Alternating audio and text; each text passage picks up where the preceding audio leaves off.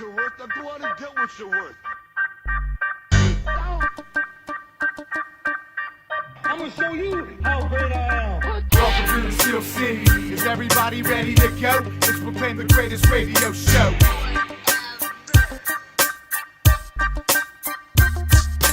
Jim Cella and Johnny Parlay with the facts. So relax, grab a drink, then let's get back. Who loves fantasy football, Pittsburgh? We all know JDash does, and I don't. But I'm Jim Cella, and you're listening to The Spread. How you doing, Dash? How's your team doing real quick before we delve into this real quick? I think I lost last week. Yep, loser. Moved to 2-2. I keep telling everybody he's a loser. Finally, somebody will listen. Let's get to this. All right, moving in. What do we got? Well, we're going to start with QBs real quick here. Everybody knows if you have one of the elite QBs like Manning or Breeze, you play him. That's it. Just Andrew play the Luck. dude. But then there's a couple quarterbacks I like this week that aren't considered elite. Phillip Rivers versus the Jets. The Jets have led up the third most fantasy points to QBs this season.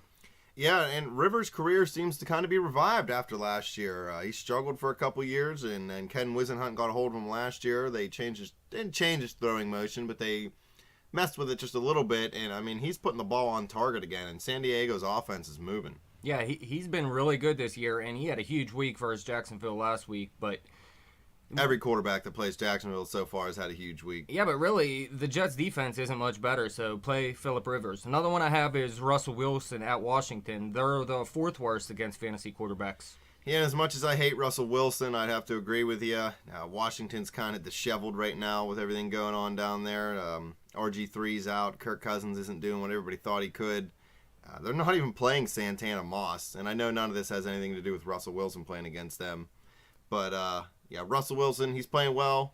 Seattle always plays well. They run the ball well. He's a very efficient quarterback. So, he might not throw for 500 yards, but he's going to, not throw a lot of picks. 2 or 3 touchdowns maybe. So it's definitely, if your quarterback's on a bye, he's a good choice. He hasn't been the greatest quarterback this season for fantasy purposes, but I'd play him this week. If you don't like your starting quarterback this week, put in Russell Wilson. He should have a good week. Yeah, I mean, it's not always about, just so black and white about this guy, but it's about matchups, and he's going against Washington, who give up the fourth most fantasy points to quarterbacks, so it's definitely something you got to think about. Another guy I like this week had a terrible week last week. He was absolutely horrible. It was Nick Foles, but I'm going to give him another shot this week versus St. Louis. Yeah, Foles, he's done well in that Chip Kelly offense. He moves the ball fast. He moves the ball efficiently. Doesn't throw a lot of picks. I don't remember his exact numbers from last year. But the guy, like I said, he doesn't throw a lot of picks. He gets the ball in the end zone, and Philly usually scores a lot of points. So, again, if your quarterback's struggling or if you got him on a bye, look at the waiver wire. You might be able to get Foles. Yeah, they have so many weapons out there, too, with Macklin and Sproles and McCoy. You have to play Foles. Yeah.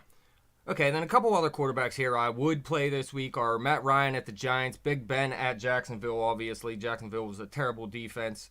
Cutler at Carolina. Stafford versus Buffalo, Kaepernick versus KC. I do like Eli Manning this week, even though he hasn't been that great this season, but this is going to be a good week for him versus Atlanta. And then even though Cam Newton's hurt, I'm going to say play him versus Chicago.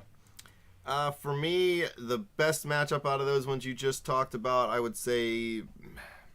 I like Matt Ryan. Big Ben or Stafford, but I would think I'm going to go with Stafford against Buffalo. Stafford always puts the ball up through the air. Calvin Johnson's coming back a little bit healthier than he was last week, so I think that he could go, and they're at home. They're going to put up points, so I think he'd be a good play.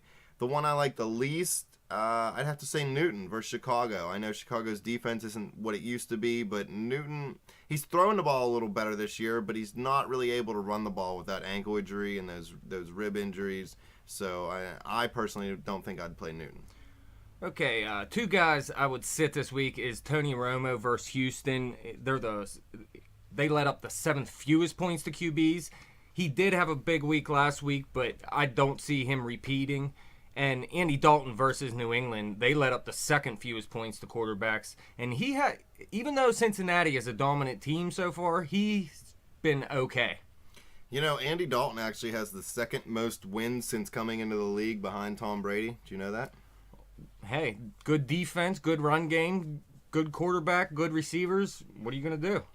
And personally, I would probably always sit Tony Romo. I know some people like him. He may give you some points in some games, but the dude's so inconsistent, I would never have him on my fantasy team. Yeah, don't expect him to repeat last week, like I said. In deeper leagues, Mike Glennon might be a pretty good quarterback to play this week. He's going in the New Orleans, but they let up the sixth most points to fantasy QBs. The thing you worry about Glennon is Lovie Smith hasn't committed to him as a starter. He keeps saying as soon as Josh McCown's healthy, he's going back in. So you never know. It could end up being some kind of game time decision, and you might get stuck with a guy who's not even playing. I think I did hear Mike Glennon is going to start this week. But three other guys I like are Drew Stanton at Denver, who isn't a very good pass defense, and really Arizona's going to have to pass to keep up in this game. And then Blake Bortles versus Pittsburgh. If you're looking for a quarterback, go pick him up and play him. And one last one, Alex Smith at San Francisco. San Francisco is a good pass defense, but Alex Smith has played in San Francisco before, and I expect him to want to beat this team. Yeah, I think Drew Stanton is probably going to put up the biggest numbers out of those guys you just talked about. The Broncos ranked 27th in total defense with 390.7 yards allowed per game. So you definitely know that Arizona's going to be moving the ball. They like to throw the ball with Fitzgerald and Floyd. I forget who their tight end is down there. But, I mean, Bruce Arians puts the ball in the air, so you definitely know Stanton's going to put up good numbers. He hasn't played too bad down there in place of Carson Palmer. And then two guys you want to stash in deep leagues that are not playing right now. Bridgewater didn't play yesterday. You want to pick him up if you're looking for a quarterback. And then Michael Vick, like we said last week. Pick up Michael Vick if you're looking for a quarterback. Yeah, I can see the Jets going to him at probably halftime if they're struggling, if they're losing. I don't know. I just think Geno's on a short leash now. Rex Ryan's job is in jeopardy, and they have a team that could at least contend for a wild card spot. And Vic's the better quarterback, so why not play him? One guy I am sitting this week and maybe sitting the rest of the season is Tom Brady. Yeah, he's been very un-Brady-like this year. Okay, so let's move on to tight ends here. Who do you got? There's only three tight ends you want to play. Well, I'd say there's more than three tight ends you want to play every week. But the top three are Jimmy Graham, Julius Thomas, and Gronk. They're the beasts of the league. Gronk, I mean, he's done good, but he hasn't done what he used to. Graham and Thomas, I think, are just always going to put up points as long as they're healthy. So, I mean, you might have a game or two where they get shut down, but... Nobody's going to be great every week, but these are the three guys you have to play. And I also would put Antonio Gates and Greg Olsen in that range. Yeah, Olsen's playing well down in Carolina. Benjamin's probably the only receiver doing anything, so Cam Newton keeps finding Olsen, over the middle, a couple screen passes here and there. So he could be a good start for you if you have a guy who's not performing or just a guy on a bye week. There's also four other tight ends here that really aren't star names, but they become must-plays in fantasy football. Martellus Bennett, Larry Donald from the Giants, Delaney Walker, and that KC tight end, Travis Kelce. Where's Bennett playing now? Chicago? Yeah, he's still in Chicago. Yeah, Cutler likes the tight end. Cutler struggles to read defenses sometimes, so he likes that safety net over the middle, and Bennett's a big body, so he could be a good play for you. And in Heath Miller, I mean, he put up good numbers last week, and against Jacksonville, you just said they give up the second most points to tight ends, so, I mean, that could be a good play for you. Well, what about Jordan Cameron? I mean, he's coming down a little bit from last year. He had a bigger year. Does Bubby Hoyer not like him? What's going on over there? Yeah, he's been injured, and he just hasn't been getting it done this season so far. Neither has Vernon Davis. He's actually questionable this week, but if you have these guys, you have to keep trotting them out there because they have such high upside. Real quick, a little side note about Jordan Cameron. This is a contract year for him, so for him to be struggling right now is not a very good thing for that guy financially. Yeah, there's a lot of time to turn it around. If you have him, you just keep putting them in your lineup. There's nothing else you can do. A couple other guys I like is Zach Ertz. He's been non-consistent, you might as well say. He still has huge potential, and with, like I said, the short class of tight ends, you have to play him. Yeah, I mean, outside of the top three, everybody's kind of clustered together. Maybe Ertz, it's tough with Philly because they have so many weapons, like you said a little bit ago, Macklin and McCoy and Sproles. I mean, the ball's going to get spread around, so you never know when he's going to come up with a big game or not. So he just makes me a little nervous, even though I love when he puts the Ertz on somebody. Two other guys I like this week, a little bit lesser names, is Owen Daniels at Indy. Indy lets up the fourth most points to tight ends, and then Jordan Reed hasn't really played all season. He's questionable again this week, but he is expected to play, and Seattle is not good against tight ends, so if he plays, put him in your lineup. What about Witten? How's he doing this year? He hasn't looked too great. He still gets the targets, but, I mean, he's old. He's getting old. Guy can't move around as much, but he's still a solid red zone target. So if you needed him for one game, I don't know, I might take him. I mean, yeah, some people have to start this guy every week. Tight end's a short position, so if you got Winton, you're just going to have to deal with it. You had to pick up Jordan Reed because he's not owned by too many people.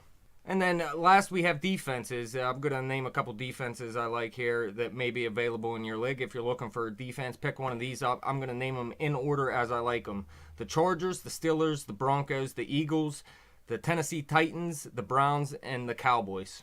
Yeah, it's surprising to see the Steelers pop up on a list of defenses you may want to pick up for fantasy, even though, I mean, historically they're good, but this year they haven't been great. But that play against Jacksonville, that might give them a little bit of leverage. Yeah, these aren't the top defenses. This is just if you need to pick something up. Well, what about stashing any of these guys on the bench for the playoffs? Can you think of, any of these teams you would call a playoff lock? For defenses you're talking about? Yeah, just the ones you've named right here. Any of these guys you think you want to stash away in case playoff time rolls around? See, what I do for fantasy football is I go look ahead and see who they're playing in your playoff weeks. Yeah. And then if you have to, pick up 2 or 3 defenses and just stash them there and wait for them to play the Jacksonville Jaguars in Week 14 so you get your win. Right. That's definitely a good strategy. With your benches expanding in some fantasy leagues, you definitely have a little bit more room to do that. So I've tried it in a couple years. I suck at fantasy football and lose all the time, so I don't even play it anymore. But it's definitely a good strategy. Well, that wraps up our fantasy segment for everybody today. I hope everybody enjoyed it. I hope you learned a little bit of things. Maybe we can help you out, win your fantasy team. If we do, send us a shout out on Twitter at bet_the_spread, or you can post something on our wall on Facebook. You can check out our YouTube channel, The Spread. Dash, thanks for standing in. You have a great day. You too, man. Peace.